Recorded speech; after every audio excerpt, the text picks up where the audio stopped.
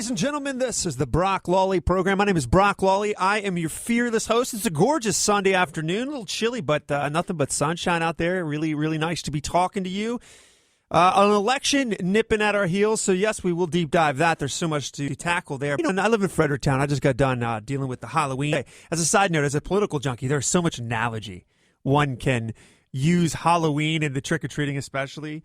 You know, the whole go up to a kid. You want to teach a kid politics, go up to a kid and just steal like 1/3 of his Halloween candy and then tell him that's how life's going to be with big old Uncle Sam reaching his bony little fingers into your pocketbook. But anyway, I was thinking about Halloween and some afterthoughts I had. You know me to be a Christian man. I'm always talking about this. But you remember Christians, I never really cared for this, making a big deal about Halloween and should children get dressed up and should children participate in this Halloween. Look, we're citizens of this country. There's a lot of wonder. You don't have to take part in all the underbelly of Halloween.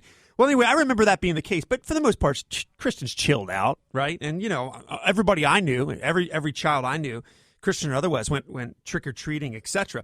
Well, now, this year, what I thought was so funny is it was the secularists that were really, really anti-Halloween. So there was these gender people with, these costumes are very gender-specific, so that bothered them.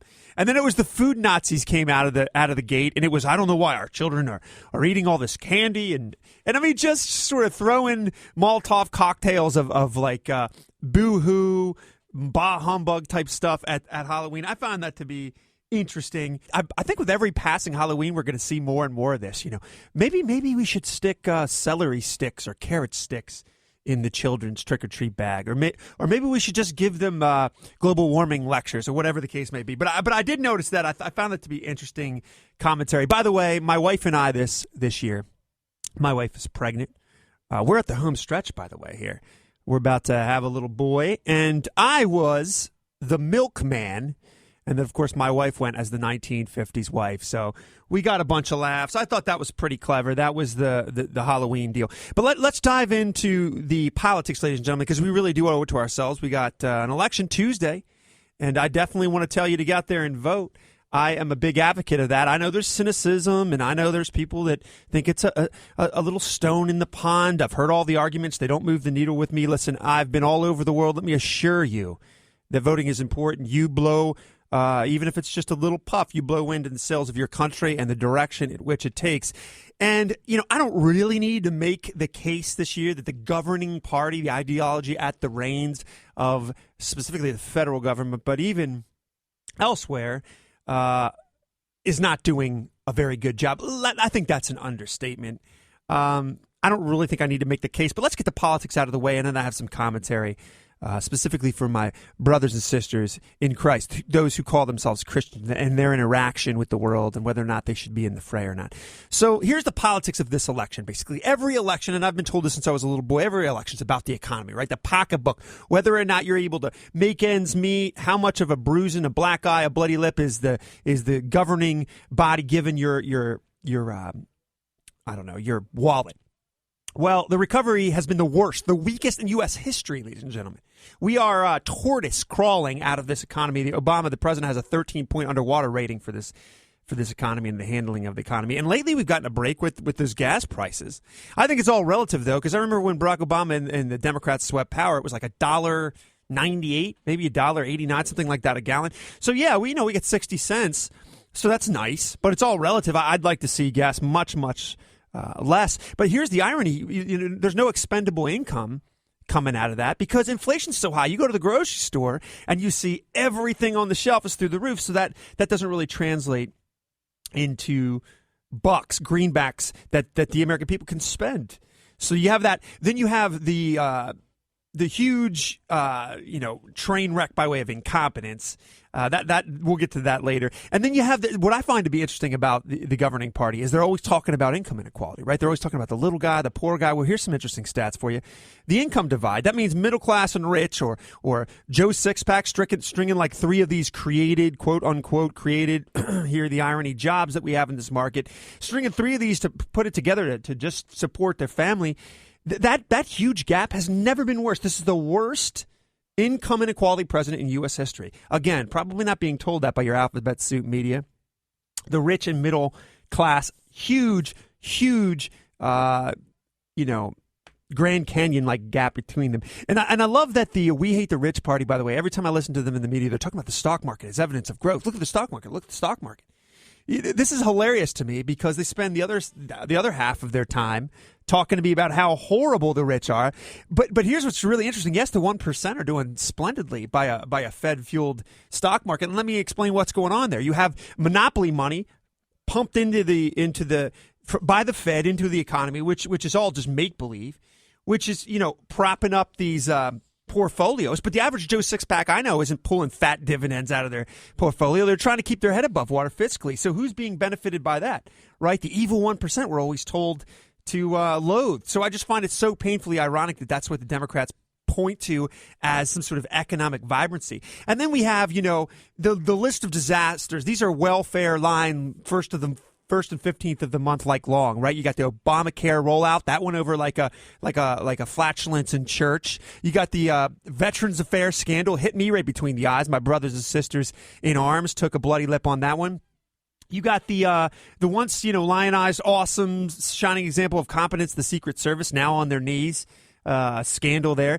Government intrusiveness, corruption. You got national security, surveillance problems. You got a teethy, toothy, fang-like IRS targeting political dissidents. And then I think the icing on the incompetence cake's got to be the Ebola situation, right? And I think what's effective about this one is it affected people right in their homes. Most people don't care about politics, but Ebola brought it right to their living room table. Ladies and gentlemen, we're going to get back into the fray. BrockLawleyMusic.com is my music website, CourageCulture.net, and WMANFM.com. 419-529-1400. Let's kick around some politics. We're going to get into the local and the federal stuff. The Perry ProTech Hotline, 419-529-1400. My name is Brock Lawley. We'll be right back.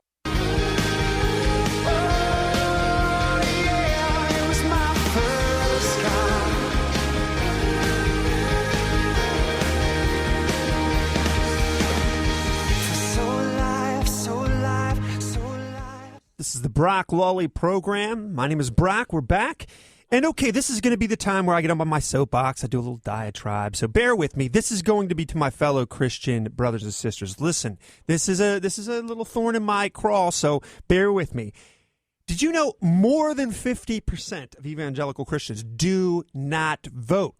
I remember when I was growing up, the Jerry Falwell's Alliance, got involved in politics, sort of mobilized people. That's gone. That's went the way of the buffalo. If you look at the statistics, that's gone. And that's very, very troubling to me. Listen, I am not one of these thinkers in the community of Christendom, if you will, that thinks you just, cocoon yourself off and you just sing hymns into the great last days and just, man, it just stinks to be everybody else out there. No. You get dirt under your fingernails. You involve yourself in this world. And yes, that means getting in the fray. I guess it's politically incorrect to say that kind of thing anymore, but I very much believe that. We are definitely supposed to be involved. And at the very least, vote. Ladies and gentlemen, I think the people in this country are responsible. When you look around, you see this train wreck. You see this bloodbath situation everywhere you turn. To some extent, we are responsible for that. Yes, all the evangelical Christians that sit out. You want to know why your values and ideology are not moving and mobilizing this culture? It's because you're not involved. You're not involved. And even despite the politics, even the temperature of things, economic, I went over that whole laundry list last segment. It's still going to be get out the vote. It's still going to be who gets their friends, their community, their congregation to the polls.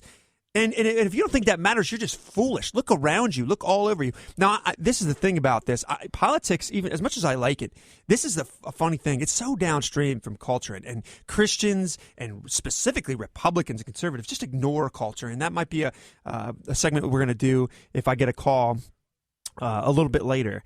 But we need to be, at the very least, the tip of the spear, get involved. I'm going to read you something from James Dobson. I think it's a disgrace that half of the Christians in the United States are not even registered to vote. And those who are, only half go to the polls. So we're talking about the slivers getting small here.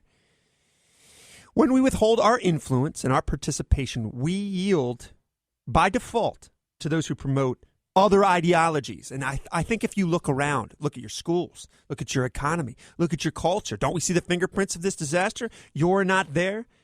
You're not involved. And I know there's a pushback to this. I've even had Christians passionately tell me that, we shouldn't be involved in this. This isn't something we should be involved in. Nonsense. I think of James 4:17. Therefore, to him who knoweth to do good and do not do it. That's a sin. Ladies and gentlemen, you're supposed to be involved.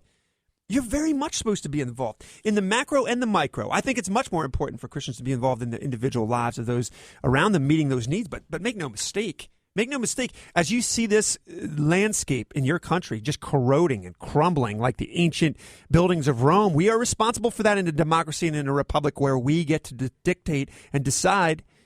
I'm gonna show you real quickly how important this actually is. Okay, here's some issues, right? In our culture, issues you might relate to. And I'm going to tell you the ramifications and fallout of Christians not being in the fray. Okay, the under God thing, right? Removing the under God from the pledge, right? 91% of the American people support that, keeping that in. H.R. 2389. This was a pledge protection act, rather. I think it's sad we even had to push this forward. Anyway, introduced by Republicans. 91% of the country supports this. That seems pretty bipartisan to me, by the way, just as a side note. 96% of Republicans voted for it. 15% of Democrats voted for it. The measure went to the Republican House, passed, was not taken up by the Democratic Senate. That's just one issue. There you go. Your values and America's values are not being represented, I would argue. Think about this one, the Ten Commandments and the display of the Ten Commandments. You remember all the big fluff and you had the culture war flare-ups with this. Public support for that, 76%. Again, bipartisan. 10 Commandment Defensive Act. This is H.R. 1501. 93% of the Republicans voted for this. 20% of the Republicans voted for it. Measure taken up by the House and passed. That's the Republican House. Democrats never took up the measure. Again, your values not represented in your government. So please don't believe the alphabet soup, which is essentially just an extension of the Democratic Party. I call the media, the mainstream media, I call them alphabet soup. All the ABC, the MSNBC, the CBS, all this kind of crowd. They're not representing your values. Don't get all caught up in that noise. They're an exact. They're like a salmon swimming upstream in what the average American. I'm talking about flyover state. I'm not talking about Upper East Side New York. I'm talking about people in real life. Let me give you another one. Faith-based programs. I know Judge Robinson, who's up for election, by the way. This is a local boy. I really like him. He's big on this. Did you know that in government-run prison, the recidivism rate is 68%? 68%. That means within 3 years, that prisoner is going to commit a crime again and go back to prison. But faith-based prisons, which are springing up in dozens of states, Texas, for example, the recidivism rate is only 8%. That's an 88% lower rate than the government-run prisons. 98% of Republicans voted for this. Only 7% of Democrats voted for this, regardless of the fact that this is clearly a success. Right? Again, passed in the House, not in the Senate. I could go on and on. I have lists and lists and lists of this stuff. Ladies and gentlemen, your values are not depicted in your society. And this is just politics. Don't even get me started on culture and the films and the music. Conservatives would rather gnaw off their own arm and Christians than get involved in that stuff. Wrong. We need to recorrect our compass because this isn't working out. And I don't really think I should have to convince you of that. All you got to do is look around you. Pick up a newspaper. It's off the rails. So yes, your values need to be represented in the ballot. It's the one day a year. But you do have to do that. And then you have to live those values. You have to speak those values. You have to exemplify those values, micro and macro. This is actually how you turn around a country.